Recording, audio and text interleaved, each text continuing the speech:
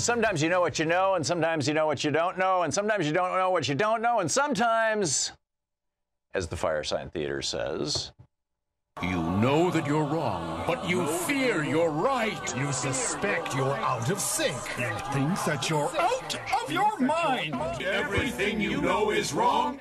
And on the line with us is Dakota Bracciali, the co-owner of Catland Bookstore in Brooklyn, New York, a participant and organizer of the Bret Kavanaugh event. The website is Catland Books, spelled just like it sounds, C-A-T, Land Books, and that's also the Twitter handle. Dakota, welcome to the program. Thanks for having me. Yeah, well, this is a hoot. Tell me what you're up to. We are a we're kind of a mom-and-pop shop type of operation. We are a witch shop.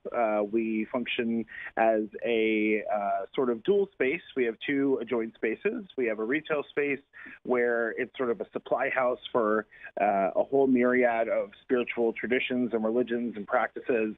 And then we have a sort of black box DIY space, which is used for a whole again, myriad of different events and meetings and gatherings. So we function as sort of a community hub, and meeting the needs of our community, we felt like it was really important for us to have this event. I'm the person who created it and the one who's going to lead it, as well as I was the one who created and led the hexes on Trump last summer. And this sort of just followed in the vein of that. It made a lot of sense after we'd already done that. Yeah. I had one of my longtime clients reach out and be like, we're hexing Kavanaugh, right? And I was like, you know what? Yes, absolutely. Yeah. So there you go. Is up. So we're talking, Dakota, what does it look like or sound like, to hex Bret Kavanaugh, and what impact do you hope it to have? Well, so this actually falls in line with both the larger. If I could interrupt you before you get it, and in the context of those two questions, are you doing this as theater or are you doing this as essentially religion? Well, I don't see why it can't be both. I don't think that they're mutually exclusive. There you go. Sort of facets. I think that there's something to be said for political theater because it can be both an incredible commentary on society and on the current state of politics, and also really embolden and give heart to people who are suffering. So I think it's a mixture of both. This sort of falls in line with a really broad history of witchcraft throughout time and throughout peoples and throughout ages of humankind, in which witchcraft has always been practiced by the people on the outskirts, the people on the fringes, the people the most at risk and disenfranchised. But then also it falls in line with a more immediate history, which is that of the organization Witch. I don't know if you have ever read about them, but they were a feminist organization in the 60s, and which stood for the Women's International Terrorist Conspiracy.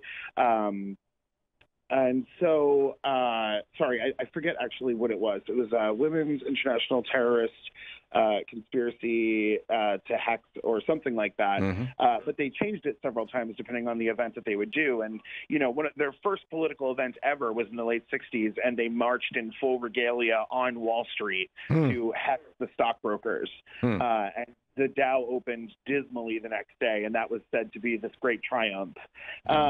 So, it's something, there is a real religious practice involved, but there's also the recognition that, you don't have to believe that. And if you just want to share space and join in an act of solidarity, and you want to know that you are heard and you are understood and you are believed above all, and that this isn't a win for the other side.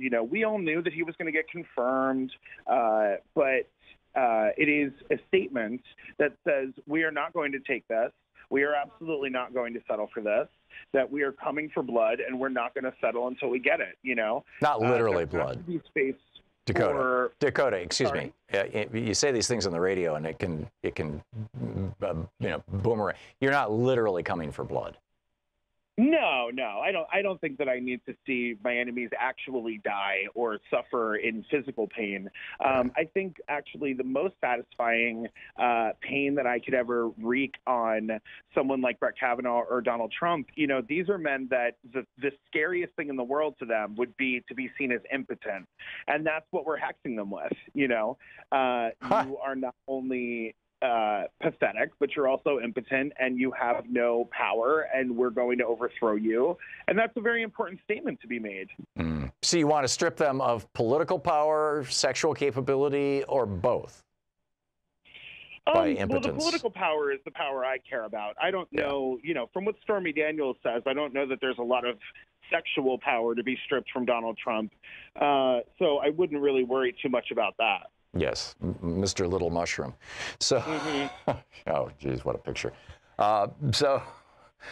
Is this just an event? We're talking with Dakota Bracciali, who is the co-owner of the Catland bookstore in Brooklyn and a participant and the organizer of this Hex event on Bret Kavanaugh.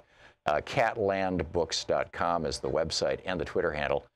Is this just something that is local to you in Brooklyn, or are there witches groups all over the country who are doing similar things or maybe even coordinating with you? How fractured or cohesive is the community of witches in the United States? Well, we've had a lot of people reach out intending to support and intending to have their own version of a ritual alongside ours. We've had even more people reach out and ask, what can I do on my end? I'm not local. When it comes to witches, witchcraft is a practice. It's not a religion. It's not a belief system. It's what you do. It's not what you think or what you believe.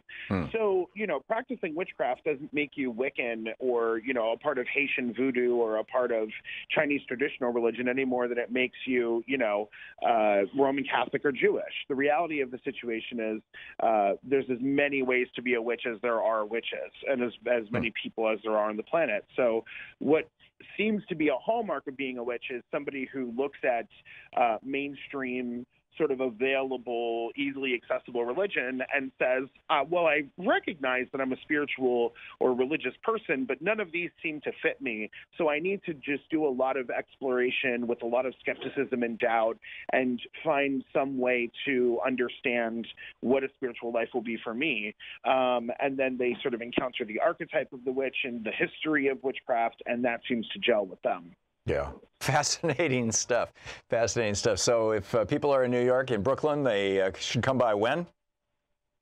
Well, the event sold out before we got any the event sold out before we actually got any press, which was, a little puzzling.